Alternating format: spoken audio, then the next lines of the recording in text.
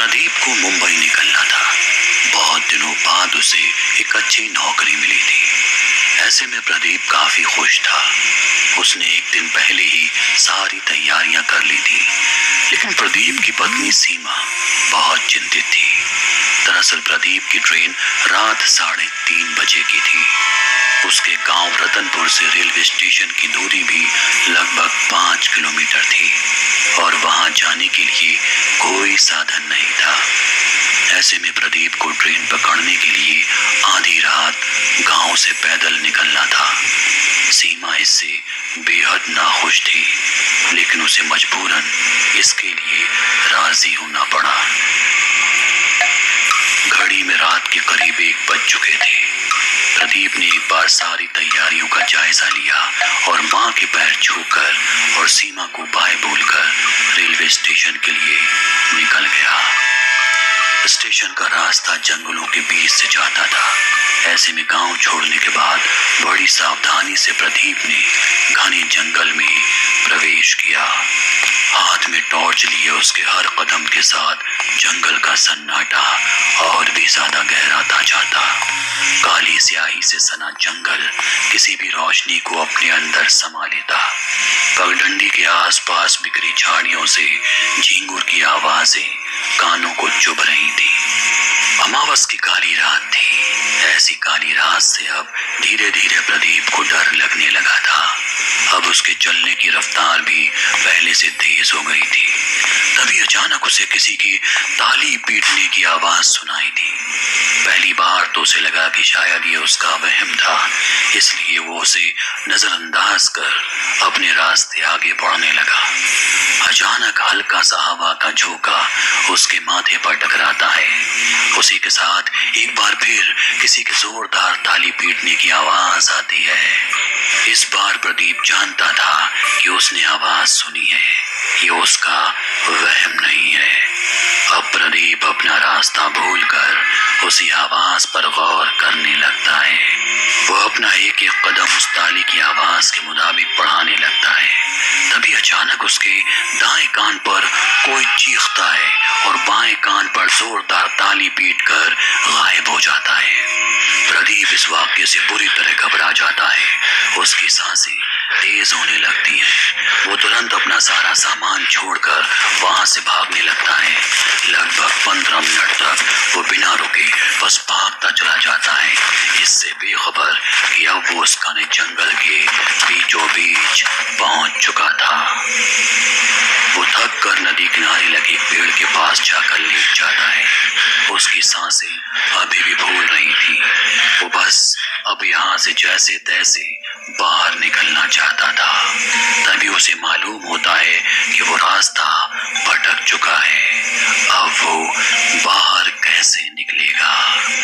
प्रदीप ये सब सोच ही रहा था कि तभी अचानक उसे नदी किनारे कुछ चमकता दिखाई देता है।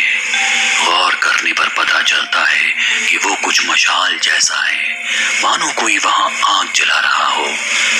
प्रदीप तुरंत दौड़कर अपनी जान बचाने के लिए नदी के पास पहुंचता है, लेकिन उसे इसका इल्म नहीं था कि ये उसकी सबसे बड़ी गलती होने वाली है। जब वो नदी के किनारे उस मशाल के पास पहुंचता है तो देखता है कि वहां कोई मशाल नहीं, बल्कि एक जिंदा युवक की चिता जलाई जा रही थी। इस मंजर से ज्यादा खौफनाक था उस चिता के आसपास तालियां पीटते और जोर जोर से चीखते 5-6 किन्नर।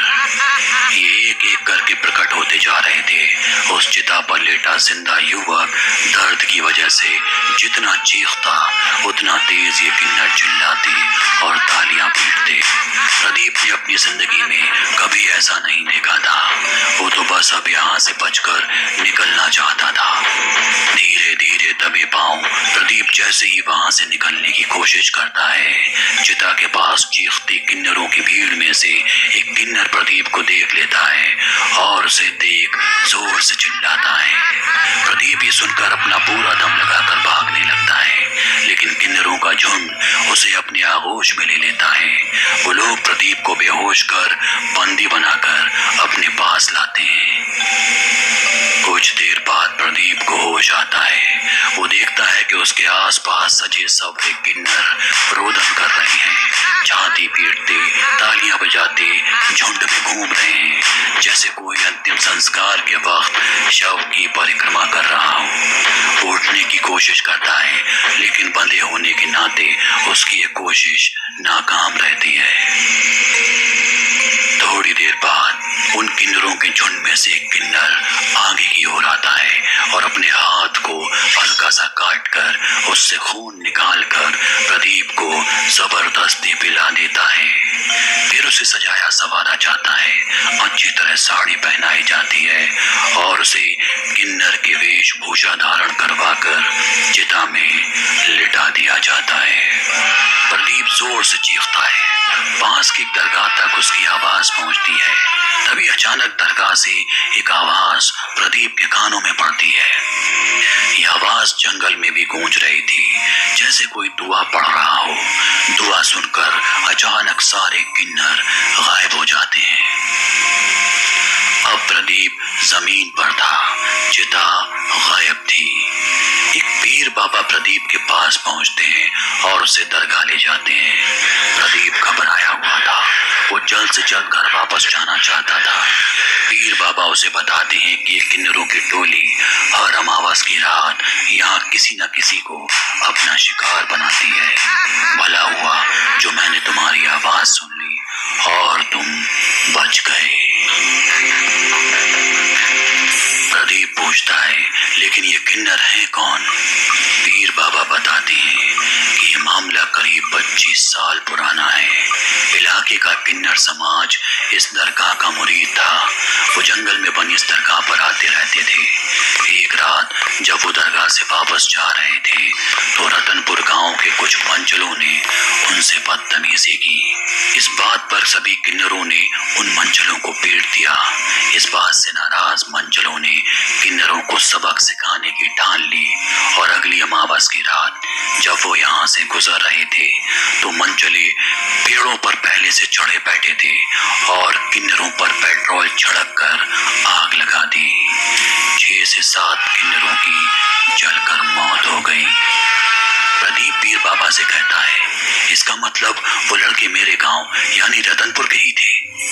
पीर बाबा जवाब देते हैं, हाँ वो वहीं के थे।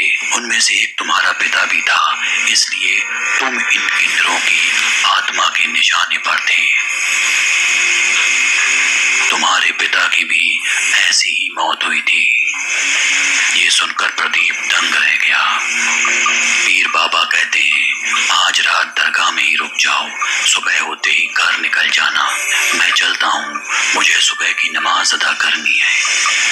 ये कहते हुए पीर बाबा वहां से चले जाते हैं। प्रदीप रात दरगाह में रुक जाता है। सुबह जब उसकी आंख खुलती है तो दरगाह में कोई नहीं था। पीर बाबा की फोटो दीवार पर टंगी थी और लिखा था, ये दरगाह पीर बाबा की है जिनका निधन 1880 में